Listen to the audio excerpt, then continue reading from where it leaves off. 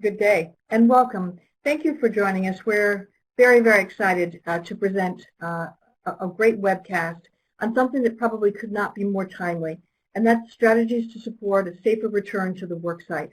And we're going to have some exciting information for you, and I'm just so thrilled to be here with some terrific folks from IBM and from Teladoc. I'll introduce them in just a moment, but I'm excited to share this with you and so pleased that you could join us today.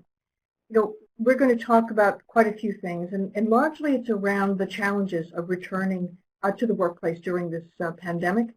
We're going to talk about taking care of the healthcare needs of your employee population, both those who are remote and those who are on the worksite. And it's about figuring out what's the best and safest way to bring your folks back to the workplace, if indeed they ever left. And it's also about helping employees understand the resources that are available to them and directing them to the right places. So if those are questions and concerns that you have in the workplace, you've come to the right webcast. Just a housekeeping reminder, and that is that we are offering professional education credits.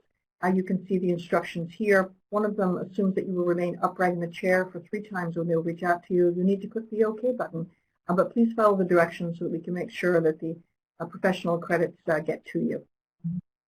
So without further ado, let me introduce the 3 experts today who will walk us through some of these issues.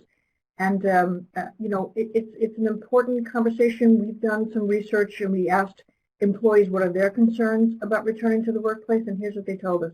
They're concerned about exposure for themselves to COVID-19.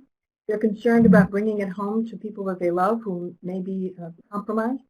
And they're concerned about the absence of a widespread and available and effective vaccine. So we are just absolutely thrilled to have with us 3 people who can speak to many of these issues and offer the solutions that you might want to consider. The first is Dr. Bridget McCabe. You can see that she's the Medical Director of Clinical Quality and Informatics at Teladoc Health. Welcome, Dr. McCabe. How are you? Terrific. And then we have 2 gentlemen from IBM. We have Tyler Stebbin, who's the Director of Offering Management at IBM Watson Health, and pleased that he could be here today. And his colleague is Stuart Sills, who's the Senior Health Advisor, Health Promotion and Consumer Engagement, also with IBM Watson Health. So welcome, gentlemen. Thank you for joining. So one of the things that I mentioned was how much of a concern safety in the workplace is, both for employers and for employees. And I think it's fair to say that there's a great deal of apprehension, particularly as we see the uptick in the number of cases in so many parts of the United States and certainly around the world. And yet there's a real desire for many people to get back into what appears to be some kind of normalcy, and yet they don't want to do it at the risk that is so high. And I know employers have as their top concern making sure that the workplace is a safe place for their employees to return to.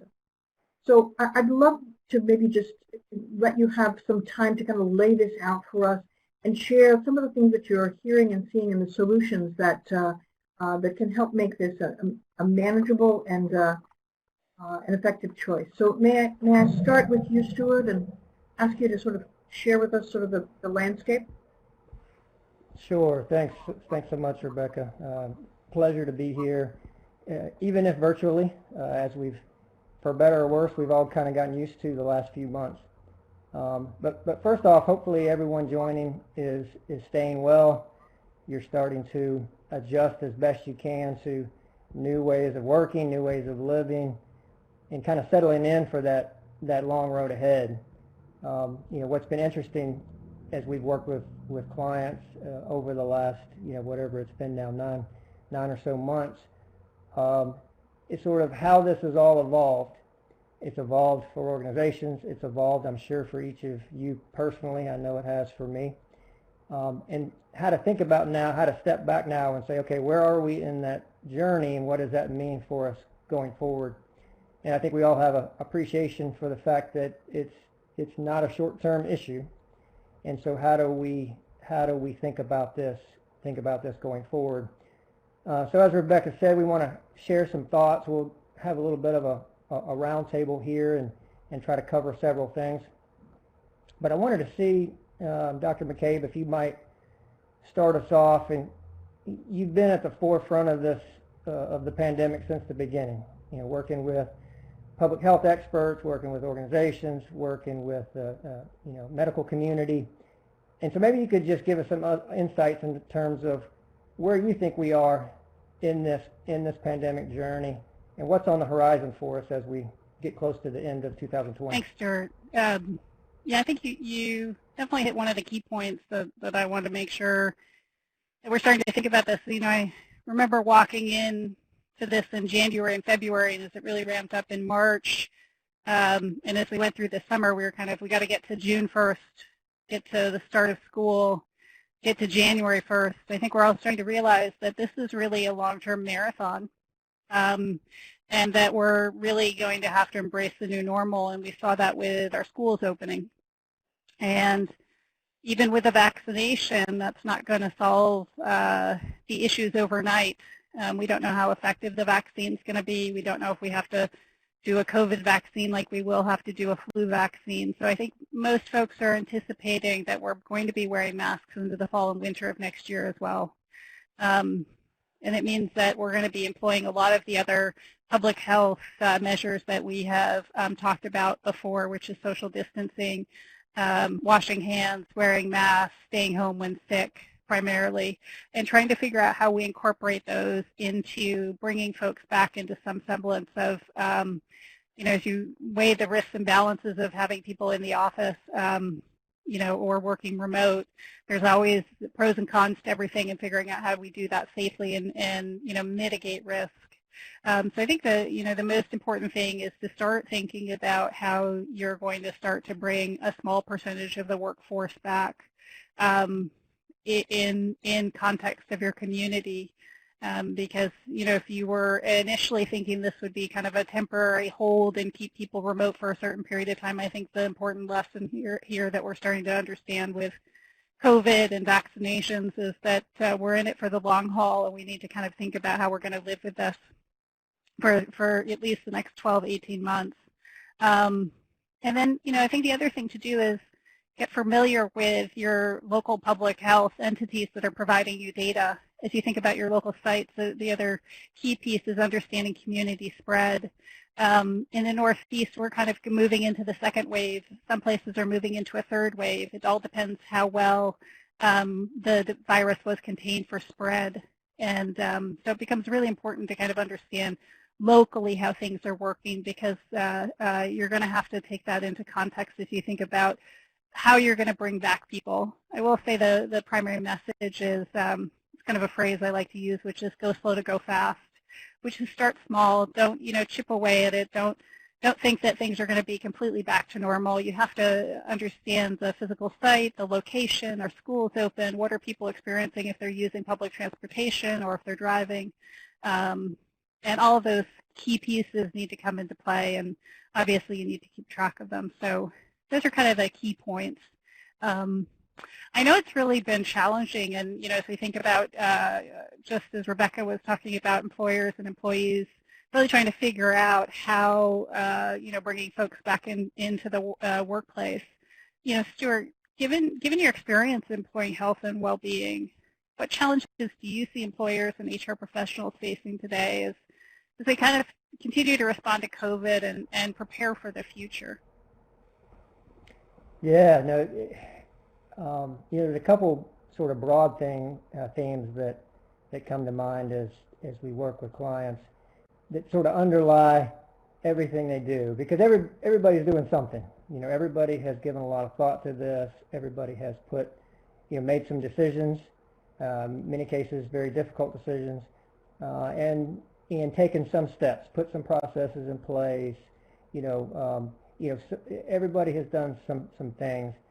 But what we're really seeing is, sort of, which tracks to your point about this isn't a short-term issue, is we really have to get a solid foundation and really sustainable processes and tools in place to help us do this, on an ongoing basis.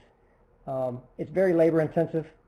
A lot of things right now. Now, part of that is dynamic. The guidelines keep evolving as the science evolves.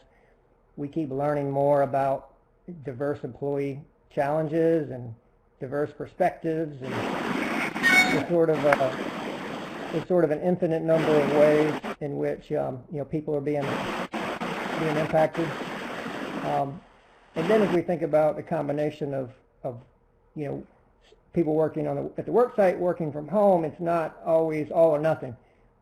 People need to be at work sites for certain functions, for client meetings, for certain things. So it starts to become even more complicated as you think about sort of hybrid work situations, cost pressures, let alone the healthcare cost uncertainty, but just business costs in general, just puts a lot of pressure. But so that uncertainty is going to continue. And so what we've really seen and been trying to work closely with our clients on is, because of all that, we really need a strong foundation to be able to be nimble throughout the next, as you say, 12 to 18 months. So what are those fundamental processes and data and technology that could help to do that? The other big thing that is connected is, this isn't just a occupational health and safety issue, or this isn't just a health benefits issue. This is the whole organization. Whether we like it or not, every organization in some way is now a health organization. And so how to think about across other stakeholders, obviously work sites, but also talent management, employee engagement, employee experience, the business units, manager leadership development. How do all these things align in strategy? But then again, in most cases, most organizations don't have great, connection points in terms of processes across those sometimes siloed units, data across those units. So how to think about what is the, how do we better operate as a unified health organization, and how do we share accountability for health across all these different functions? So those are a couple of the big themes that, and there's lots and lots of detail underneath that, but some of the big themes that we're helping, they're kind of coming to the surface around. Fundamentally, we need to think about this in a different way. And so, maybe getting a little more practical on that then. So Tyler, you've been working with and talking with various employers throughout this pandemic. And so how would you describe, how employers have responded, where it's been effective, and in particular maybe how they're starting to evolve their strategy looking forward? That's a question for me, Stuart. Your internet, at least on my end, was a little bit interrupted there for off and on for a minute, but happy to talk about what we're seeing as we engage with employers and the challenges that they have around engaging with their employees. And really to date, as we've sort of concluded the first phase of the COVID crisis, if I can use that construct, employers have really been working hard to understand how to provide the individual support that's needed for individuals, for families, at scale within the COVID crisis. If you have an employee that's impacted or one of their family members are impacted, there really is a personal element of making sure that that person is supported, that they're connected to the right resources in order to get help. That can be a challenge, though, particularly for larger employers, and most employers, it's just not practical to, stand up a call center or something like that for, the potentially large volume of support and assistance that could be needed. So I think employers are looking at mechanisms that they can use that helps to provide a high level of support in a way that's scalable. And we've sort of used the notion internally, it may sound like an oxymoron, but we call it personal automation. How can you use automation? How can you extend the assistance to folks in a way that's personalized, that's reactive to their specific situation, and has an element of triage, so that if it's possible to self-support because the situation with that employee is maybe more on the mild side, that self-support can happen, but within some guidance. And for employees who really do need to be supported more closely in order to do that. So how do you provide engagement and support at scale in the midst of a crisis where if you're a national employer, you'll have different pockets of need just depending on the dynamics of the virus in that particular area? Looking ahead, we really see employers beginning to get their mind around what more widespread vaccination or testing, rather, widespread COVID testing, and ultimately vaccination should mean around engagement, around the return to office. And certainly we're seeing, many organizations that certainly are our employers, but they also serve the public, whether it's a sports stadium or an airline, also think about how widespread testing, vaccination, ultimately, how that data can be used. How can that data provide insight into the status of the population health? How can you also document in a secure way, in a private way, that data and harness it in ways that are appropriate for employees or for consumers in the public to demonstrate their health status so that there can be a degree of confidence as people begin to interact again. And of course, testing is just beginning to become more prevalent, and a vaccine is a little ways off, but we really see from an engagement standpoint employers beginning to think in that direction. So Stuart, speaking of the future, we've all been pretty busy. Most employers have been pretty busy focusing on the present day challenges. As you maybe shift your horizon a little bit more to the future, what do you think some of the challenges will be in managing health and well-being of employees in this continuing health crisis as the pandemic moves into later phases? No, definitely, and my apologies to the audience. I understand my video has been a little choppy. We're going to keep an eye on it, and hopefully it does better from here.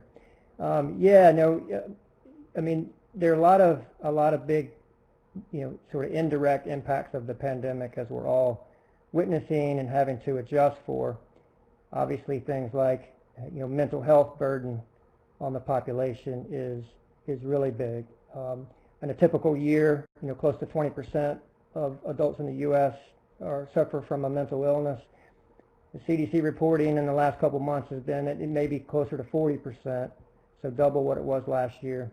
And you may have seen a recent JAMA article indicating depression may be 3 times as high as it was last year.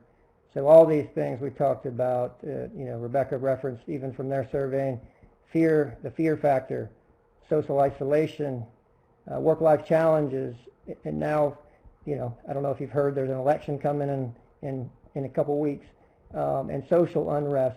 And so all these factors, really an unprecedented time for many, much of the population. And we know that care is still low. In a good year, mental health services are underutilized. This year, looking at our client data, we see to a large degree it's relatively flat for the year, this year versus last year, mental health services.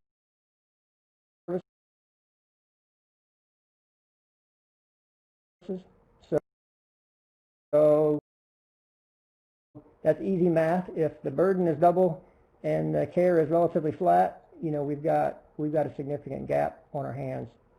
Likewise, in terms of disruption in other health care. So people with chronic conditions delaying or completely missing services for management of their chronic conditions, or preventive care, missing care for preventive screenings and other services.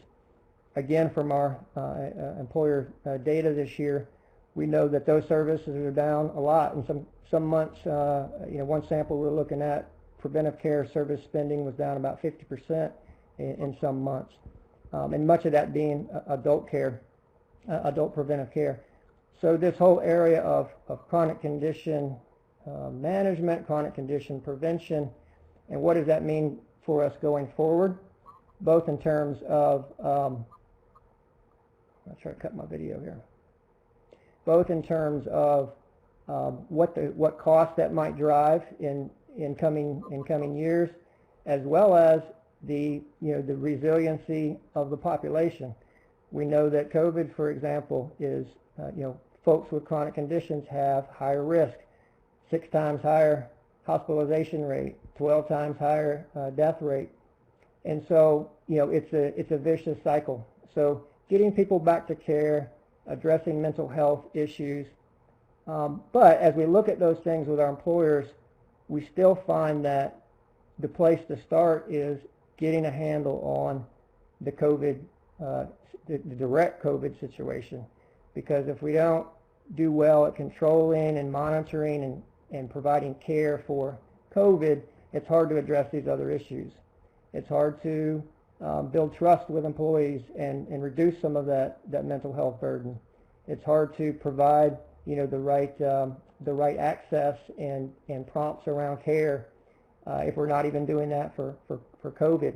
So again, building that foundation, understanding the strategy around what are we going to do around testing and vaccination and contact tracing, and how are we going to make decisions about opening and closing, how are we going to do that in a systematic way, still provide that foundation to then start to address some of these other issues.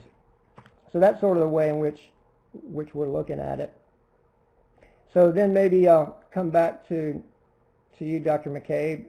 If we think about all these challenges and the need to sort of set a foundation around infection control, as employers start to bring more people back to work, start to figure out their hybrid working arrangements and all these things, what other advice would you give around some of the nuts and bolts of monitoring employee health, whether that's screening, testing, preventing additional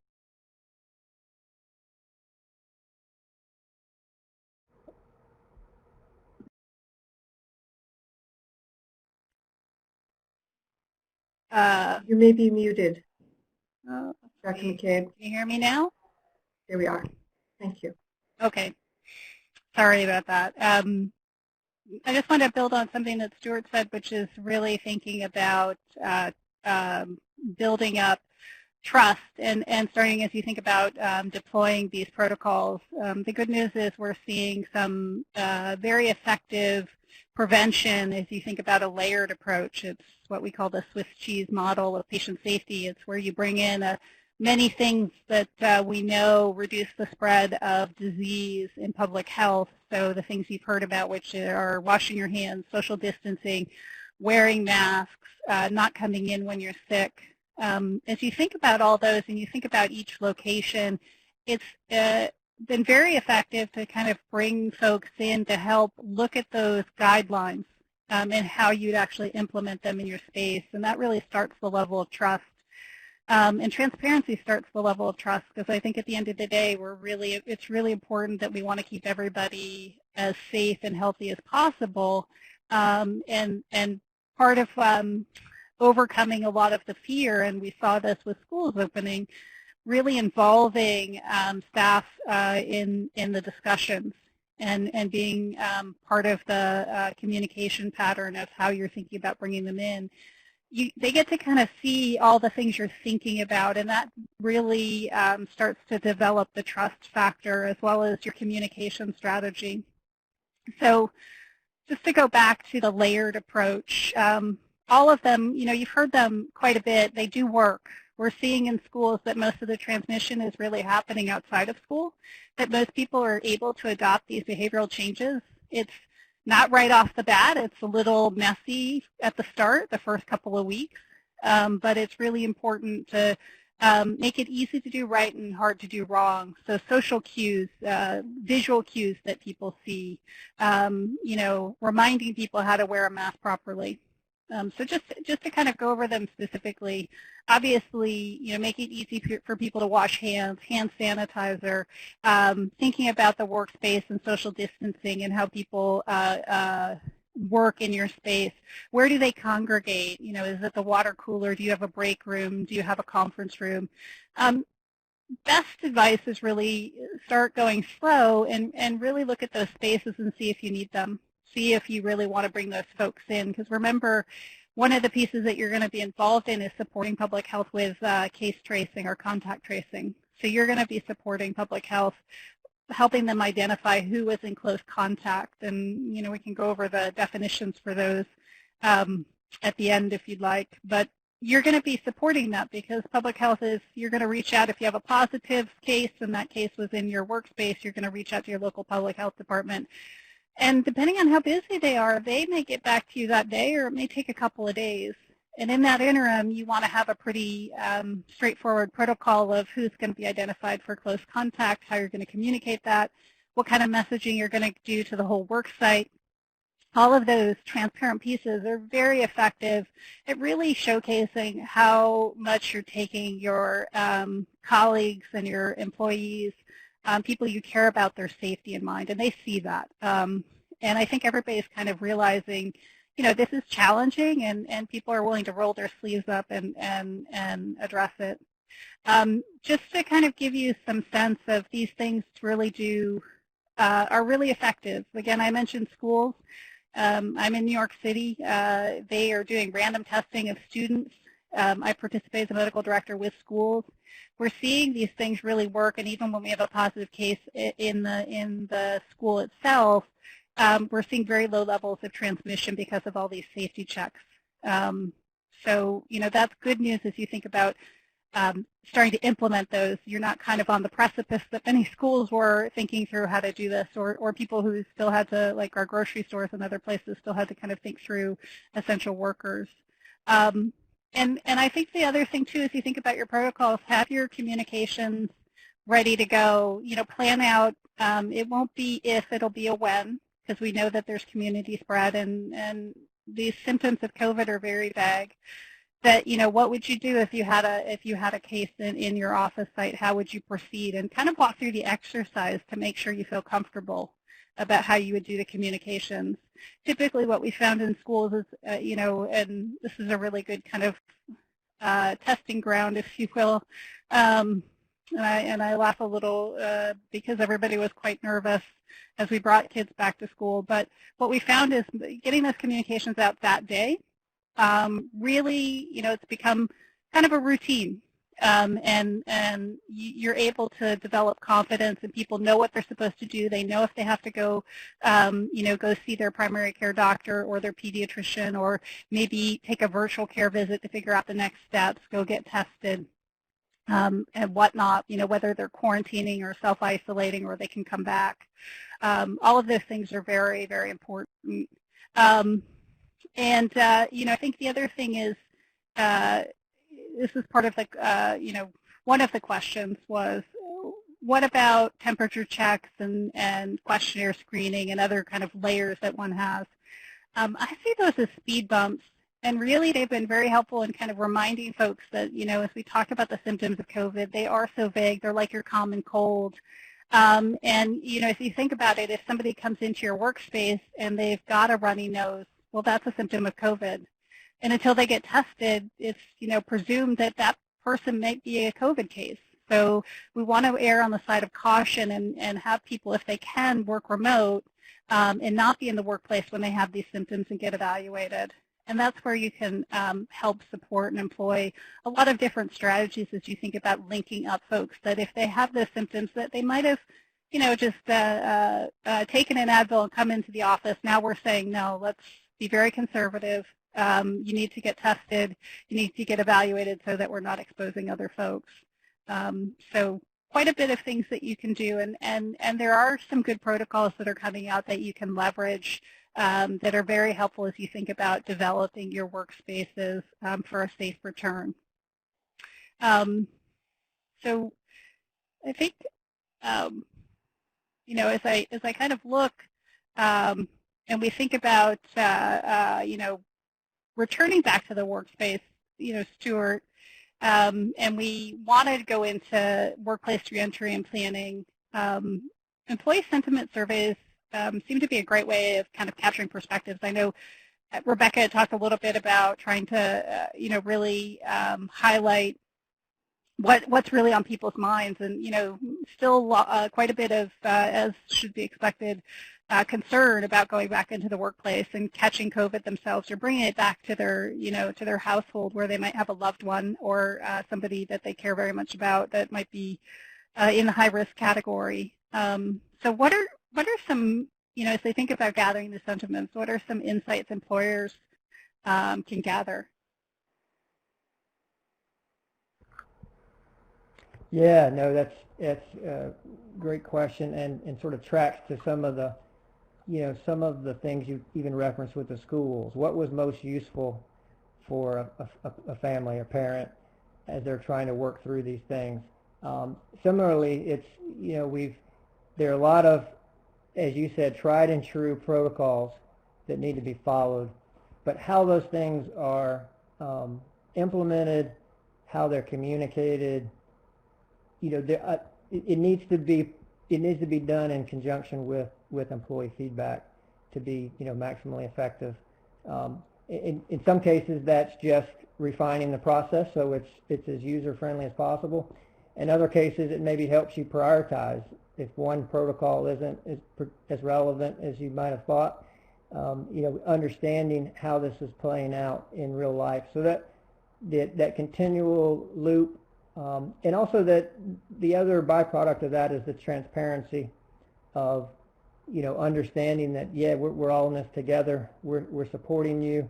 We're investing in this, but we need your help. We need all of our collective help as employees and as individuals of what's most important to us. Is my barrier mostly around fear? Is it about flexibility because of my work-life challenges? Is it security in this time of financial stress and layoffs and different things? So what are the things I need the most?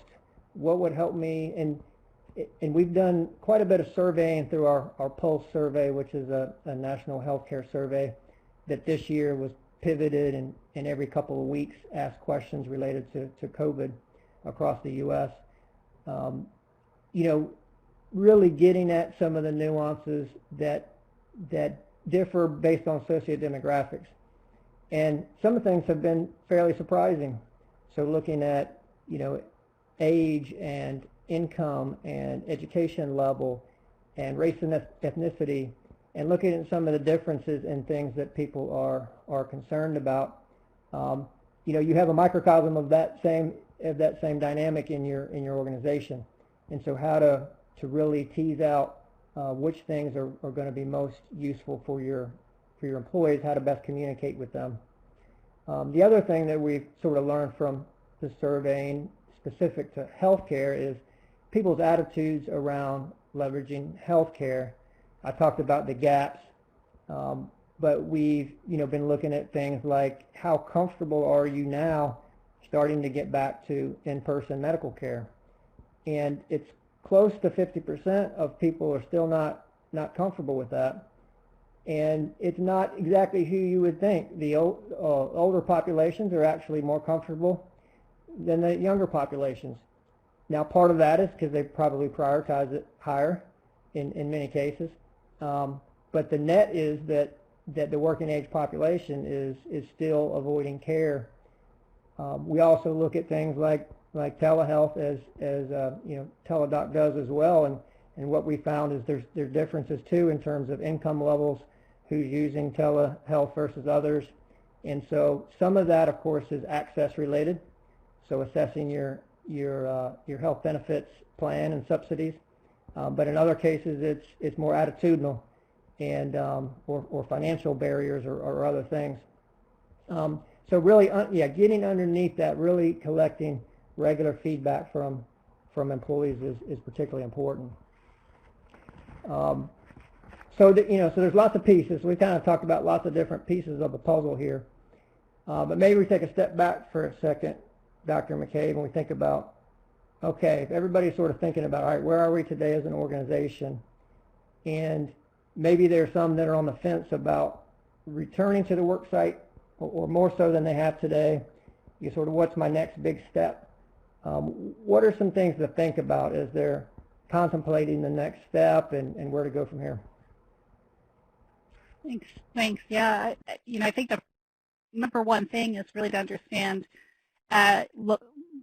locally what's happening at that work site, whether schools are remote or in person, what's the community spread, what's the rate of positivity. You get a sense of that by, how other things in the community are starting to either open up or roll back. And we know based on geography, some of the southern states are starting to move into the, more pleasant temperatures as opposed to the real hot summers, which drove people into air conditioning. And here up in the Northeast, we're starting to get colder and people are being driven indoors. So you want to think about that, and you want to think about your, different groups of employees and what they do, and really becomes a pro and con list as you look at that and see which ones might benefit from coming back in. If you have significant community spread, if you have 5% positivity, and in some really urban areas they're saying if 3% of all people who are tested positive over a 7-day rolling average, which many of your public health sites are posting, by county or by location, you really should kind of sit back and say, don't rush right into bringing a lot of people back, because you have a lot more COVID in your community, which is more likely meaning you're going to have a lot higher chance of somebody coming into the office. And remember, we can have people with COVID who are very asymptomatic, hardly notice any of the symptoms. So that's something to be very much aware of. But with that said, we do have other entities that are open, that have been open, like your grocery stores. Your healthcare workers are there and back. And so you really want to, again, as I said, go slow as you start to bring people back, and think about how you would implement, smaller groups or cohorts or pods coming back. That just spreads people out more if you're in a physical space. Again, one of those risk mitigation strategies. And then, I think the other thing to do is just really look at how comfortable you feel with your protocols. If you had people back, what's your comfort level with having a case and doing a case tracing? In light of community spread here in the Northeast, we do see pockets that are rising. So it's really kind of a good opportunity to go slow and pause. So those are real kind of critical things to think about. As we kind of think about this, bringing folks back, Stuart, how do you think employers are thinking about their current solution set to address the current needs of their employees, including those that are at home and those that are returning to the workplace, and those that might be a bit of a hybrid situation, if you will? Yeah, for sure. Well, definitely, the best way we found to think about this is really think about this as a journey. Obviously, when COVID first hit, there was a lot of rush around how do we protect essential workers. So a lot of emphasis there. Then, as you say, started to shift more towards, okay, we need to also support the work from home employees, and that's going to be a growing number going forward. Some market surveying we did across a sample of companies collectively before COVID, the work from home population was less than 15%. During COVID, it was about 70%, and they expect that after COVID, it might be 40%. So pre-COVID, less than 15. After COVID, maybe 3 times that. So getting good at supporting the work from home employees, but also again, it's not always going to be all right 100% work from home. So you still may have 100% or close to 100% of your employees coming to the work site at some point during the year, whether it's for a meeting, whether to visit clients, whether to do projects with coworkers, and so getting good at and nimble around understanding the data and making those protocols flexible for all those different use cases. And then, and then it starts to grow from there in terms of, okay, once we sort of figure out the hybrid working, we've also started to tackle some of the healthcare disruption and mental health issues that we talked about. But then, all that sort of starts to set up, all right, what's our new, more robust, disaster or pandemic preparedness going forward? Traditionally, organizations have had preparedness plans, but now now this is obviously a big real world test, and we've figured out where we need to, do more in terms of ensuring business continuity going forward, whether it's new waves of this pandemic, whether it's other natural disasters or other things that we may need to be prepared for. What are the tools and the data and things that we need in place to be responsive and resilient to those things, and start to make health and a culture of health part of our business strategy. So it's certainly stepwise, certainly thinking about how do we start to build some momentum, because it can be overwhelming. And so maybe Tyler, we'll sort of come back to you, and I know you're going to demo some things for us, but before you go there, as employers are beginning this journey, trying to figure out what they need to do to make progress along this journey, what recommendations do you have, including how to start to think about technology and data and to make that easier? Sure. Yeah, it's a good and important tactical question. And I think two observations based on our interacting with a number of employers. Of course, data and AI are tools, and they're tools in the service of illuminating insight and helping to answer questions. And that's sort of business 101. What do you want your data to be in the service of? What questions do you want to answer, or what decisions do you want to make with that data? What's particularly unique about the COVID crisis is that it's not a linear experience, right? Back in March, we thought, hey, by summer, by back to school, many people believed that we would be, returning to normalcy, potentially returning to the office then. So, one thing we see employers doing now is doing some scenario gaming. What if? What if, a vaccine comes out at the end of Q1? What would we need to know as a business? What decisions would we make, and what data would we need to support it? That could be very different than, what if it's the beginning of Q3 when a vaccine becomes available? Just given the rhythms of that business and the commitments with customers and other stakeholders that it has. What if flu season ends up being much more pronounced this year in areas where we have operations? What information would we need to monitor and manage through that situation?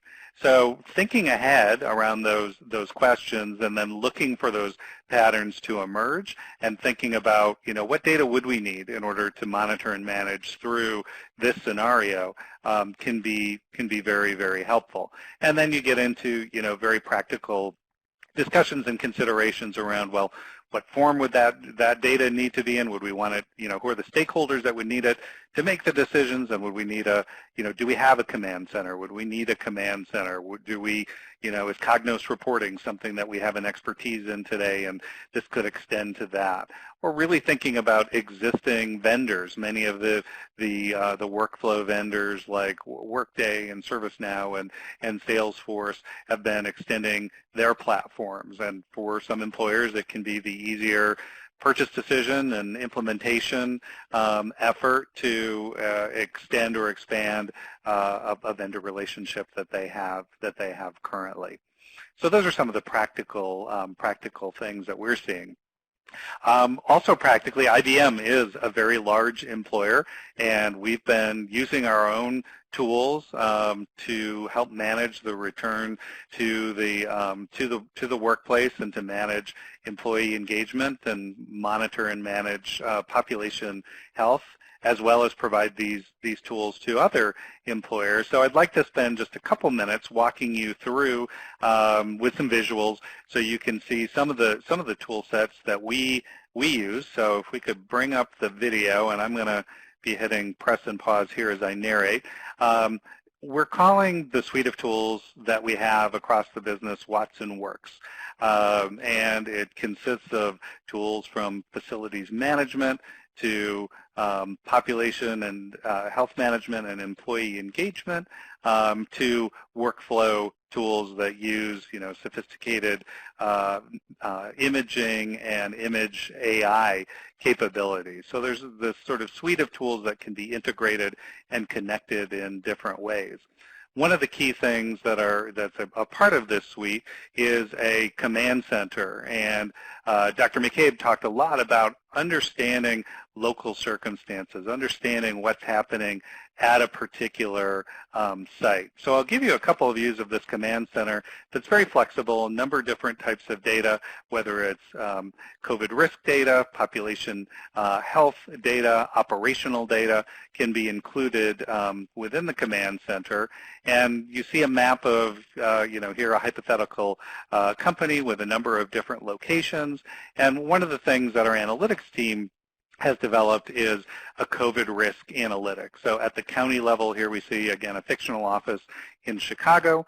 We have an algorithm that can manage for that, that can report for that particular day and can project up to 2 weeks into the future what is the risk of COVID spread within that particular county. And to make it easy for people to understand operationally, what does that mean? It's scored on a 1 to 5 scale. You see that to the right, and this is a scale that the government has created around risk of COVID spread tied to operations at work. So 1 and 2 is fairly low risk. 3, you begin to get risky in terms of having people back in the office. 4 and 5 is definitely do not, there's a high level of risk. It doesn't say do not, it says it's a high level of risk. And in fact, this is, real-time data, and it's interesting seeing that number 5. I just read this morning in one of our internal COVID reports that I believe in the Chicago area now there is a new mandate or new guidance around people trying to avoid going back to the office for safety because of the high level of COVID spread. So you're seeing that actually reflected there within our visualization. It's possible then to do some deep dives, and again the discussion around what is the data in the service of, and if you're trying to determine should employees return to the office, in this instance you'll want to understand what is happening at the county level, what's happening at the state level, and then some of the other data that you see visualized here is what are my employees reporting? So if there's daily symptom tracking that's occurring, and this is where COVID test data, for example, could appear. This is where ultimately vaccination data could appear, as well as operational metrics as well. The real estate management tool that IBM uses called Tririga, you can track things that a year ago were not particularly glamorous, like resupply levels. Well, if different offices are ordering their own PPE for workers who need them, hand sanitizer, you can look at the resupply rate and understand if people are, appear to be complying based on what's being consumed from a supply level within that organization. A more sophisticated example would be, I mentioned cameras and image AI. There's a system called Worker Insights that IBM has that can use visual data to understand through being analyzed by AI to understand whether people are social distancing. Are they wearing masks? There was a question in the chat about a call center, for example. How do you know if people are being risky and they might not need their mask at their desk, but how do you know if there's risk that people aren't wearing their mask when they're wandering away from their desk to go to the restroom, to go, get a cup of coffee?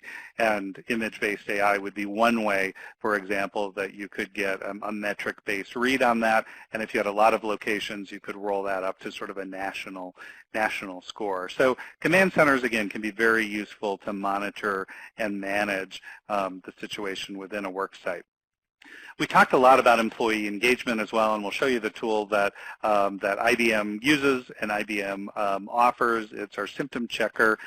This is the bottom part of the homepage of that symptom checker, where you can look at, again, to Dr. McCabe's point, COVID stats within your area, courtesy of weather.com.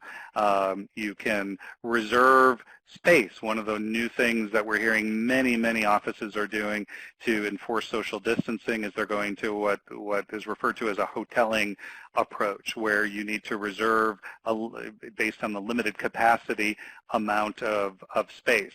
Well, how do you ensure that, how do you do that in a systematic way, in an automated way, and how do you ensure that people are not, people who are symptomatic are not reserving space? We've sort of connected in that capability with a health check so that you've got to pass that health check for the day in order to reserve space. You can do other things like chat with a Watson and answer questions, have questions answered about either current CDC symptoms or company policies. The core, though, and this is an example of sort of how to use that automation in a personalized way. It is a daily health check that's based on CDC guidelines. It can be configured by the employer, and it asks questions about diagnosis, about exposure, and about symptoms. And this is a case where, depending on what the employee answers, you can trigger different paths for that employee and get folks help if they need it in a scalable way, and allow people who maybe have very minor symptoms to give them guidance to self-check. Here we'll use a scenario where an individual, Mark I think is our demo persona, is experiencing a couple minor symptoms and maybe indicated that over the weekend this appeared. Well, what should Mark do? After going through this health check, a number of different pieces of guidance can happen. So here we're pretending in the demo that the person's, sorry, it's Kevin, not Mark. Kevin's location is in fact open, but because Kevin has symptoms, Kevin does not want to go to work for that day. We even have some employers, including IBM, using this as something that's sort of shown on a phone, for example, or in printed form to a security guard to show that they've gone through the screening. And in this case, and this highlights our alliance with Teladoc, this is one of the ways that a company can have, a scalable approach to supporting employees. A couple minor symptoms. Are they COVID? Are they the flu? That can be very difficult for an individual to determine, so talking to a medical professional can be helpful. So based on what Kevin has entered, the alliance with Teladoc is highlighted, and Kevin just needs to click on the link to Teladoc. There's an SSO integration, so it goes directly over to Kevin's site, recognizes Kevin. Kevin just needs to indicate where he is when he wants to have this conversation, the reason for the visit, which would be COVID concerns, and can then go ahead and go through the process of having that medical consultation. And, again, to talk about verified credentials, if there were a test result and the company had the ability to load that within a health wallet. IBM has a tool called Health Pass, which is secured by blockchain. Then those results could be stored, they could be reported on, and they could be used if Kevin ended up being negative, just had a cold or some allergies. When Kevin went to one of their suppliers, he could offer that verified health credential to show that there had been a negative COVID test recently. So just a quick eyes-on example of some of the things that IBM is doing with folks like Teladoc to try and bring this supportive, scalable, data-driven approach to engaging with employees. And with that, I will turn it back over to Rebecca.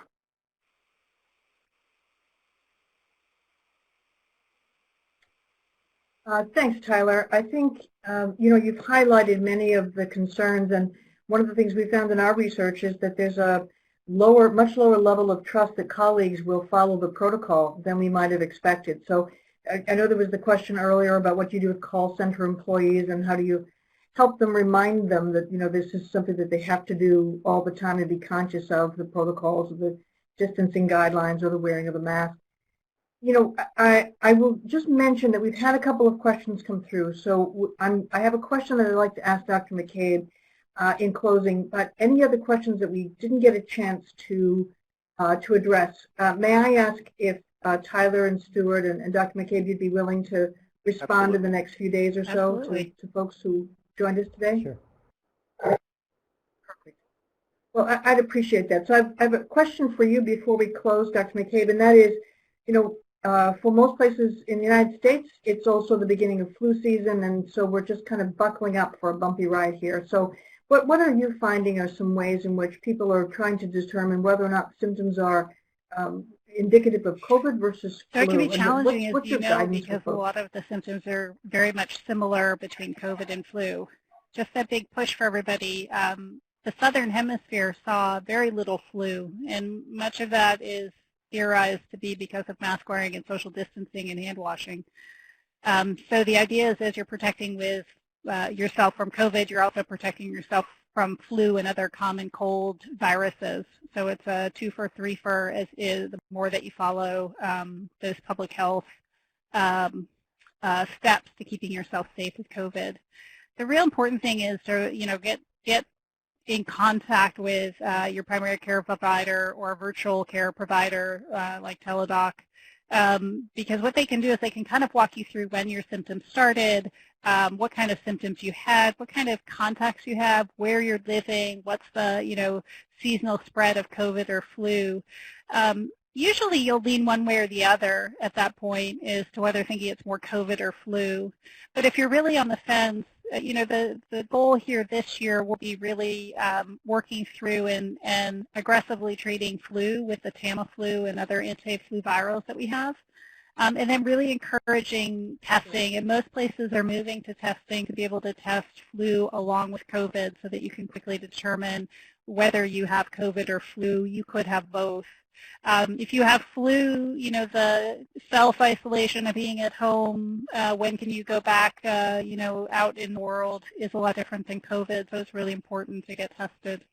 So again, it's a little challenging, but that's where you can walk through and have your symptoms and, you know, your history of your symptoms and also your medical history available to kind of walk through with a provider to see if you fall in the flu or the COVID, or really it could be a toss-up. And remember, there are things that you can take for flu if you get in contact with somebody soon. So within 48 hours of symptoms developing, it really can help reduce. Now, flu treatment, I will say, does not impact, you know, COVID. There isn't a treatment yet for COVID other than what we see that is given to folks in the hospital. So, again, very important to just get a hold of your primary care provider or your, you know, virtual care provider. Outstanding. Thank you for that. I appreciate it. And as we move to closure here, I want to thank you, Dr. McCabe, as well as Stuart Sill and Tyler Stebbin for the insights and the time and just for being with us here today. So thank you for that. And thank you also for the willingness to address some of the outstanding questions that came in. Thank you. I would also say, too, to our attendees today that available to the public as well as our members is a COVID-19 hub. And many of the questions that you were asking about the strategies or risk mitigation or a variety of things, we have about 30 short reports on every aspect of human capital and the impact of COVID-19. So I would encourage you to visit our website. And if you thought today was a timely topic, and I believe we all do, and you perhaps want to continue to explore this, I would encourage you to attend our next upcoming conference, which is Return to the Workplace Conference. That is complimentary to all of our members if you're a member of the conference board, and we certainly value that membership. And there's a discount coupon here for those who are not yet a member, have not seen the light and joined us. So I want to encourage you to consider joining us, and you'll see the details there. I also want to mention some additional programming. You can download the slides. They're hyperlinked. It takes you right to the registration page, trying to make it very easy for you and to support you in this process. And the only thing that I would say is that we are so blessed to have great partners like the folks at IBM and Teladoc. And with their support, we have the opportunity to reach so many more people and to help so many more. If this is of interest to you, we'd love to have a conversation with you. And the last thing I'll mention is I'm responsible for everything in human capital at the Conference Board, and I take your feedback very seriously. If you could take just a couple of moments, tell us about the webcast, tell us what was great, tell us what we could be better at, I greatly appreciate that. So again, thank you for joining us, and thank you to my terrific presenters today, and thank you for the good work that you are doing to make all of us safe. I appreciate that very much. Thanks, everyone.